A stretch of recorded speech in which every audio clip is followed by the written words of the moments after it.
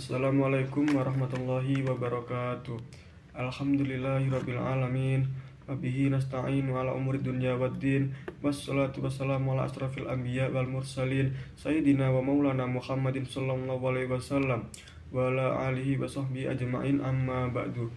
Pertama-tama, marilah kita panjatkan puja dan puji syukur kehadirat Allah Subhanahu wa taala yang telah memberikan kita kesehatan dan rahmatnya sehingga kita bisa berkumpul di dalam kelas yang berbahagia ini.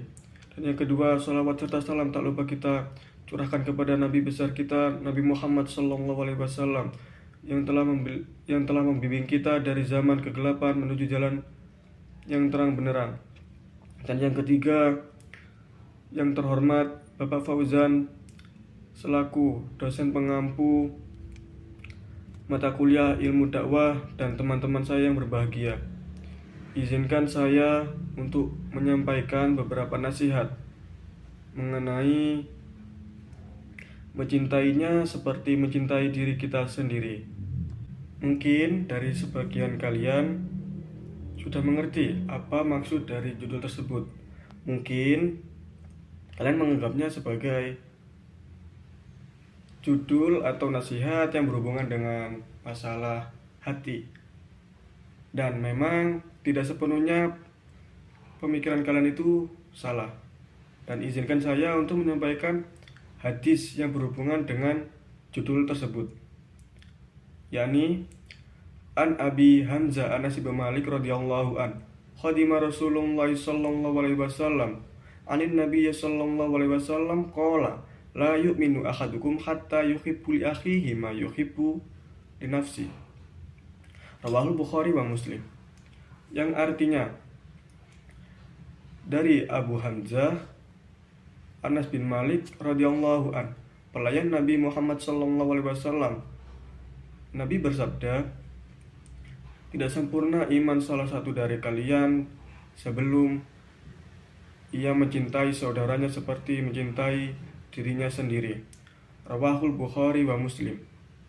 Dalam hadis ini saya mengambil dari kitab Arba'in Nawawi, di mana urutan hadis ini termasuk yang ke-13.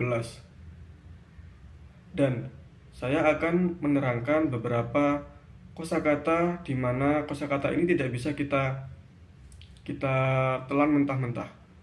Yakni pada kalimat la yu'minu ahadukum, yang artinya tidak beriman salah satu di antara kalian.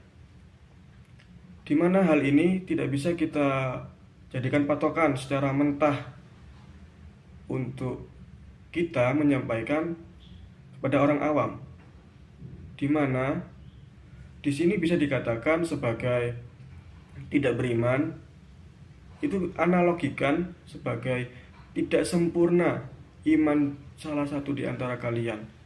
Jadi kita tidak bisa mengatakan sepenuhnya bahwasanya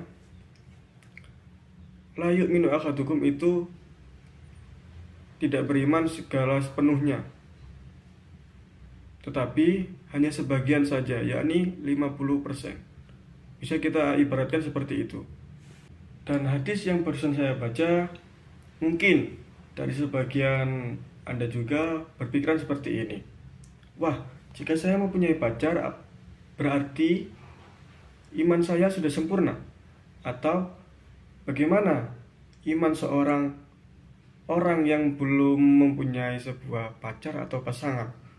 Hal itu mungkin menjadi pertanyaan umum yang memang saya temui dalam sehari-hari. Baik, kita ulas satu persatu. Yang pertama, permasalahan tadi, yang apakah mempunyai pacar termasuk penyempurna iman. Dalam hal ini memang sudah dijelaskan dalam Al-Quran bahwasanya kita tidak boleh mendekati zina yang berhubungan dengan lawan jenis yang belum halal. Dan memang saya dulu juga pernah melakukan hal tersebut, dan langkah baiknya kita sama-sama juga menghindari hal tersebut. Dan yang kedua, pertanyaan kedua, apakah seorang yang jomblo atau belum mempunyai pasangan itu imannya berkurang atau hanya sekedar setengah tadi yang seperti saya sebutkan 50%? itu tidaklah sepenuhnya benar, tidak sepenuhnya juga salah. Yang pertama, bisa dikatakan benar karena bisa jadi dalam kejombloannya tersebut atau kesendiriannya tersebut, ia terlalu mencintai dirinya sendiri, belum mencintai orang lain. Akan tetapi juga bisa salah ketika ia mencintai saudaranya sendiri, itu seperti membawa hawa nafsu kepada diri sendiri, sehingga yang dimaksud cinta dalam hal ini adalah bisa kita bagi menjadi dua. Yang pertama, cinta dalam agama, dan yang kedua, cinta dalam antar manusia atau dunia. Baik, yang pertama, cinta pada agama. Hal ini bisa kita analogikan seperti ini.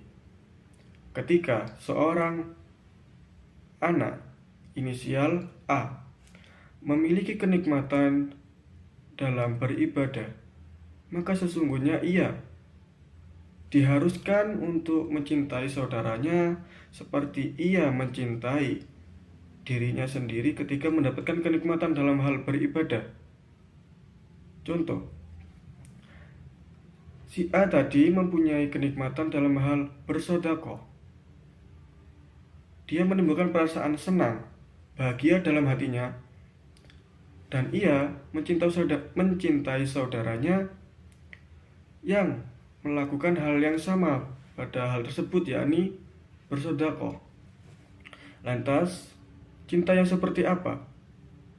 Cinta yang seperti hal tersebut bisa dikatakan cinta untuk sesama melakukan beribadah ke hal yang agama, yakni bersedekah.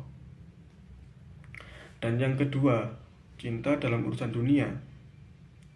Hal ini banyak sekali mengenai cinta dalam hal dunia. Akan tetapi, yang akan saya bahas kali ini adalah cinta antar sesama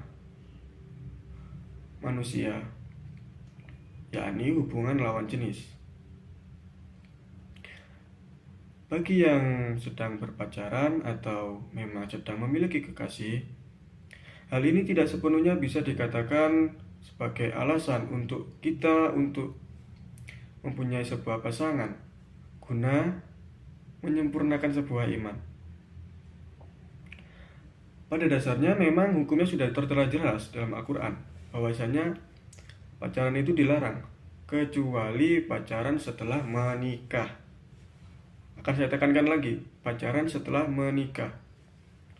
Dan yang kedua, untuk bagi para jomblo atau yang belum punya pasangan, alangkah baiknya jika kita mempunyai orang yang kita cintai untuk sekedar menyempurnakan iman, maka mencintainya hanya sebatas mencintai suka, tidak sepenuhnya mencintai seperti halnya meluap-luapkan emosi seperti yang terkandung pada hawa nafsu itu sendiri.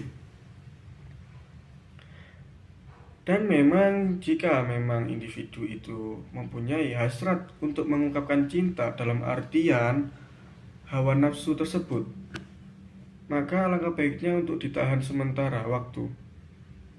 Karena memang sudah sewajarnya untuk kita menahan hal tersebut. Walaupun pada umur seperti kita saat ini, umur 20 tahun ke atas, membutuhkan seseorang yang mampu untuk mendengarkan segala curahan hati kita. Akan tetapi ingat, ST12 pernah memiliki sebuah lagu yang berjudul Cinta Tak Harus Memiliki. Sedangkan apa hubungannya dengan korelasi hadis tersebut? Jadi kita diharuskan mencintai saudara kita seperti mencintai diri kita sendiri, yakni cinta terhadap yang pertama, cinta kepada agama, dan yang kedua cinta pada dunia tetapi tidak berlebihan. Dan memang hadis ini memiliki banyak penjelasan yang membuat saya sebenarnya cukup kesusahan untuk menjelaskan. Akan tetapi hadis ini memang kelebihannya mudah dipahami dan mudah dihafalkan. Secara semua orang pasti paham dengan kata mencintainya seperti mencintai diri sendiri.